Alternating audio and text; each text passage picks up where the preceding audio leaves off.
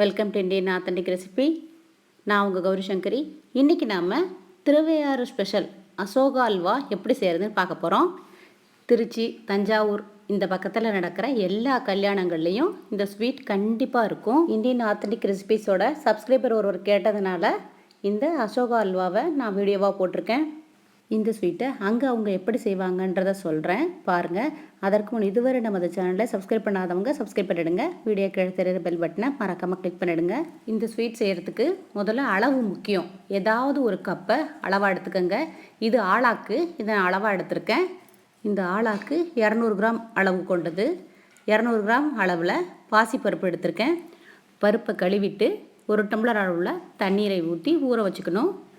1/2 kilo சர்க்கரை, 200 gram நெய், 2 spoon கோதுமை மாவு, 15 முந்திரி பருப்பு.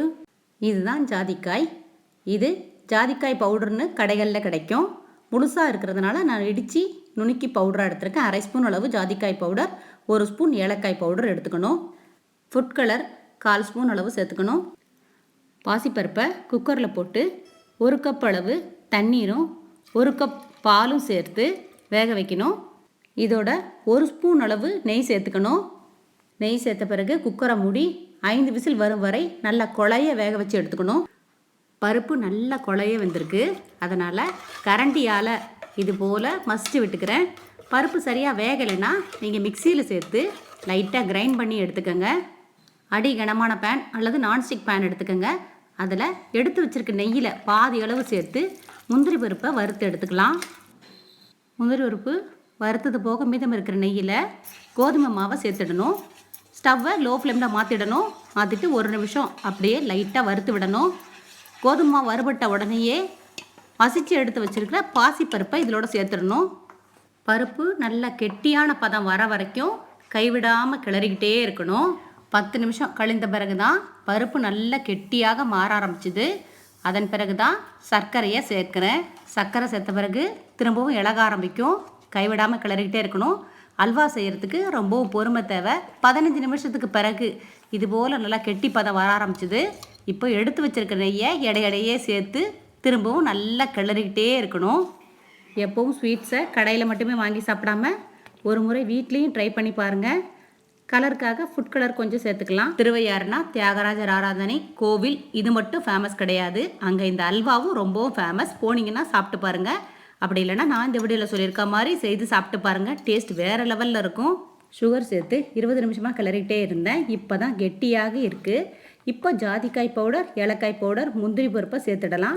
ஜாதிக்காய் பவுடர் உங்களுக்கு கிடைக்கலன்னா 2 சிட்டிகை நுணுக்கிய பச்சை கற்பூரத்தை சேர்த்துக்கலாம்.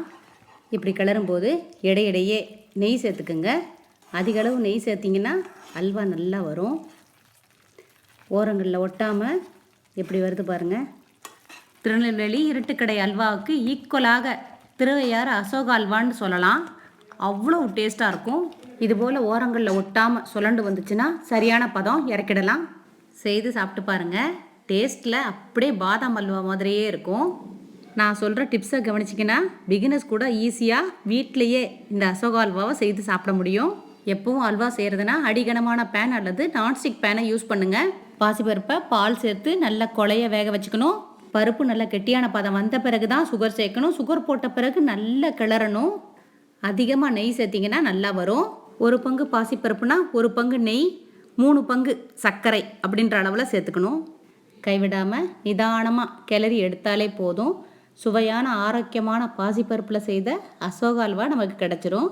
ஒரு முறை இதை நீங்கள் சாப்பிட்டு பார்த்தீங்கன்னா திரும்ப திரும்ப சாப்பிடணும்னு தோணும்.